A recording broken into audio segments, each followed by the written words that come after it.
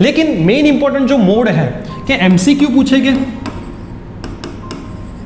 या थ्योरी पूछेगी, ये most important question जो बका ने अभी पूछा वो है, मेरे माइंड में भी है कि मुझे अभी तक क्वेश्चन क्लियर नहीं कि भाई एमसीक्यू ही पूछेगी या थ्योरी, लेकिन मैं चांसेस बोल दूं।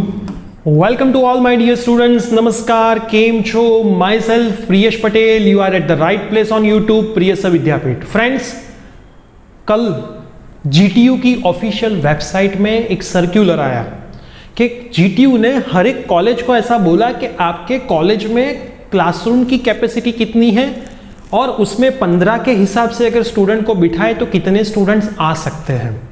और उसमें क्लियरली लिखा था कि इस बार की जो एग्जामिनेशन होने वाली है उसके लिए ये सारा डेटा चाहिए।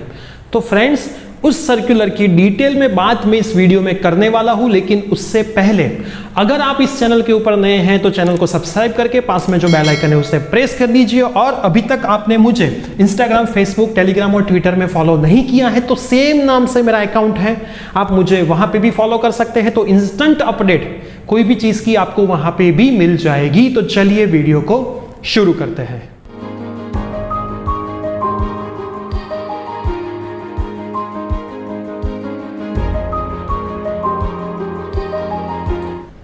सर्कुलर का जो टाइटल है वो ऐसा है कि instruction regarding filling students capacity for winter 2020 examination. तो देखते हैं सर्कुलर में क्या है। फ्रेंड्स, सर्कुलर में इन लोगों ने अभी 28-29 डेट का ही सर्कुलर है, अक्टूबर मंथ का ही सर्कुलर है, एक दिन पहले ही आया है। इंस्ट्रक्शन है स्टूडेंट कैपेसिटी के रिगार्डिंग। देखो यहाँ पे क्लियर लिखा है with reference to upcoming examination of winter 2020 exam. मतलब अभी जो आपकी यूनिवर्सिटी की जीटीयू की फाइनल, ये पहले तो स्टूडेंट मैं आपको पहले तो बता दूं कि ये जो सर्कुलर है वो हर एक के लिए है। BE, B pharm, B arch, MBA, MCA, D arch, D pharm, D diploma, ME, सब जितने भी जीटीयू में कोर्स मोस्टली चल रहे हैं सबके लिए ये सर्कुलर है। लिखा हुआ है एज मेंशन बिलो। तो कोई ऐसे कमेंट में मत पूछना सर डिप्लोमा वाले के लिए है, डिग्री 3rd सेम वाले के लिए है, मास्टर्स के लिए है, एमबीए के, सब के लिए है। फ्रेंड्स, इन लोगों ने ऐसा लिखा है कि हर एक कॉलेज के प्रिंसिपल को ये इन्फॉर्म किया गया है कि आपके कॉलेज में कैपेसिटी कितनी तक आ सकती है। लेकिन कैसी कैपेसिटी, इन लोगों ने क्राइटेरिया बोले गए हैं यहाँ पे। मैक्सिमम नंबर ऑफ स्टूडेंट्स आपकी कॉलेज में कितने आ सकते हैं, ऐसा इन लोगों ने बोला है।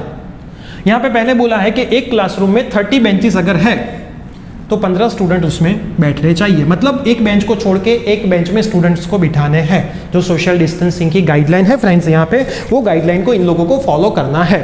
फिर इन लोगों ने ऐसा बोला है अगर 60 बेंचेस है तो 2 block 15 shall be made, 2 block उनको बना दो और 15 स्टूडेंट्स। मतलब आप ऐसा मान लो कि 30 बेंचेस अगर है तो उसमें 15 स्टूडेंट बैठेंगे। मतलब एक बेंच छोड़ के एक बेंच, ऐसे ही इन लोगों ने ऐसा यहाँ पे बोला है। While entering the students' capacity, it must be kept in the mind that it is the responsibility of the institute to ensure that students are seated at a distance at least 1 meter।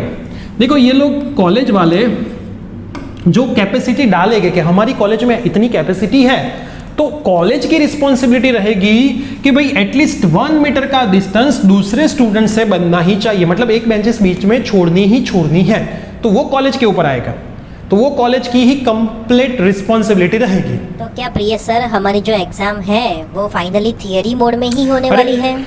My dear mister बका, ये जो GTU ने हर एक college के पास से capacity मंगवाई है, मतलब एग्जाम ऑफलाइन होने वाली है, लेकिन उसका मोड देखो। स्टूडेंट्स, मोस्ट इंपॉर्टेंट क्वेश्चन यहाँ पे बका ने पूछा है, ये माय डियर बका है, वो मेरे साथ हर रोज हर एक वीडियो में रहता ही रहता है, क्योंकि उसको जो कंफ्यूजन होते हैं वही आपके कंफ्यूजन होते हैं। जो मोड है वो मोस्टली ऑनलाइन और ऑफलाइन में से मुझे ऐसा लग रहा है अभी कि जीटीयू को ऑफलाइन एग्जाम ही लेनी है, क्योंकि ऑनलाइन में बहुत सारे प्रॉब्लम्स आए थे स्टूडेंट्स को।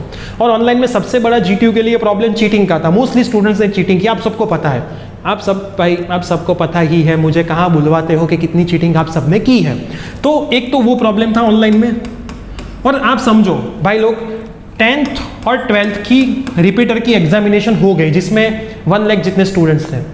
दूसरा एग्जामिनेशन हुई जेडब्ल्यू और नेट की, उसमें भी बहुत सारे स्टूडेंट्स, 1 लाख जितने स्टूडेंट ऑल इंडिया लेवल पे होती है वो भी हो गई। और जीटीयू की स्पेशल टर्म एग्जामिनेशन। तो इतनी एग्जामिनेशन अगर ऑफलाइन होती है तो भाई अब एग्जाम ऑफलाइन लेने में किसको प्रॉब्लम है? आप बोलोगे सर कोरोना कहाँ गया? भाई कोरोना तो पूरी जिंदगी नहीं जाने वाला है। जो स्टूडेंट ऐसा बोलते हैं, मुझे एक आंसर देना, आप अगर ऐसा बोलते हैं कि सर कोरोना नहीं गया, तो कहाँ आप घर से बाहर निकलते ही नहीं हो? आप घर से बाहर निकलते ही नहीं, घर में ही बैठे रहते हो, तो आपका रीजन वैलिड है कि सर कोरोना है, अभी हम एग्जाम देने नहीं जाएंगे। अगर आप घर के बाहर निकलते हो तो उसका मतलब ऐसा है कि घर से बाहर निकल सकते हो, फ्रेंड्स के साथ बैठ सकते हो, तो भाई कॉलेज में जाके एग्जाम भी दे सकते हो। कोई गलत मत समझना दोस्तों, ये फैक्ट चीज है, आप सब समझ सकते हो। जैसे हर एक बार अगर ऑफलाइन एग्जाम ले करें तो जो रैंकर स्टूडेंट्स है वो बाइफरगेट कभी नहीं होंगे और हर एक के साथ न्याय नहीं ही होगा। एज अ वन स्टूडेंट मैं भी बोलूंगा कि ऑनलाइन स्टूडेंट में हर एक बार न्याय नहीं ही होता है। मुझे पता है कि स्टूडेंट को पढ़ना नहीं है, इसलिए ऑनलाइन एग्जाम देनी है, घर पे बैठ के चीटिंग करके एग्जाम देनी है, तो भाई ऐसा ज़्यादा लंबा सफर में नहीं चलता, फिर जाके जॉब ही नहीं मिलेगी। तो ऑफलाइन एग्जाम लेने के लिए ये इन लोगों ने बोला है, क्लियरली लिखा है विंटर 2020 एग्जामिनेशन।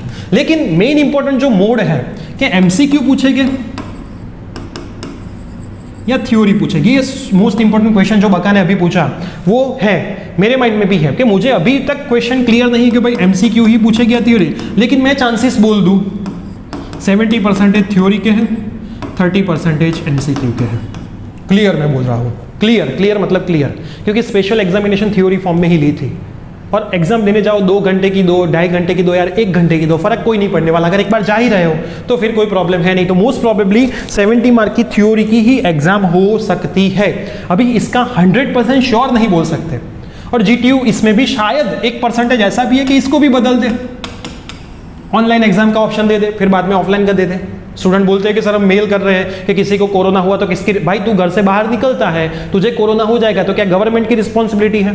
तो फिर घर से बाहर नहीं निकलना चाहिए। अगर आप घर से बाहर कुछ भी काम के लिए निकलते हो तो कोरोना हो, आप सबको लगेगा कि मैं आपके साथ हूं या आपके अगेंस्ट हूं। देखो मैं आपके साथ हूं, लेकिन ऐसा नहीं है कि हर एक बार आप एक्सक्यूज दो।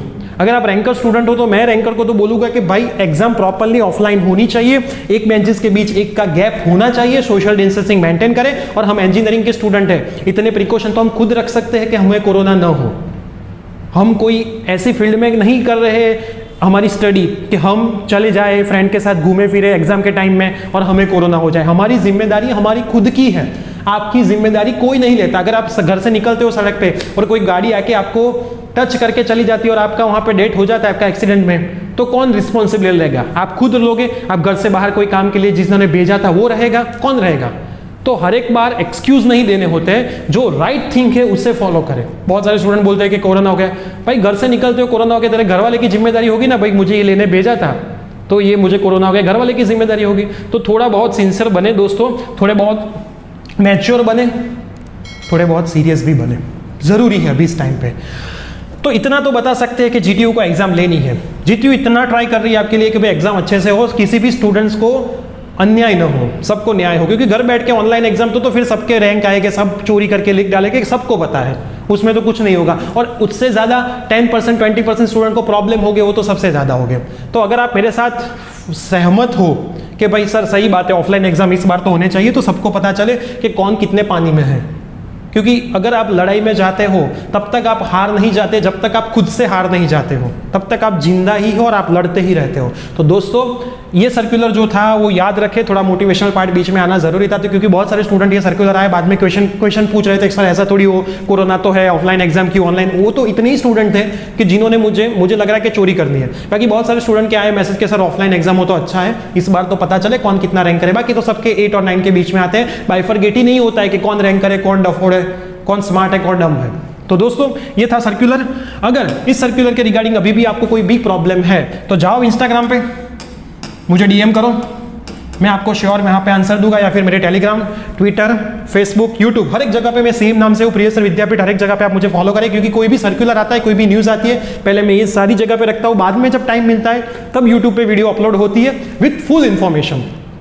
यहाँ पे थोड़ी बहुत तो आपको मिल ही जाएगी। तो यहाँ पे जाओ, मुझे फॉलो करो। अगर कोई क्वेश्चन है तो इंस्टाग्राम पे श्योर मुझे डीएम करो।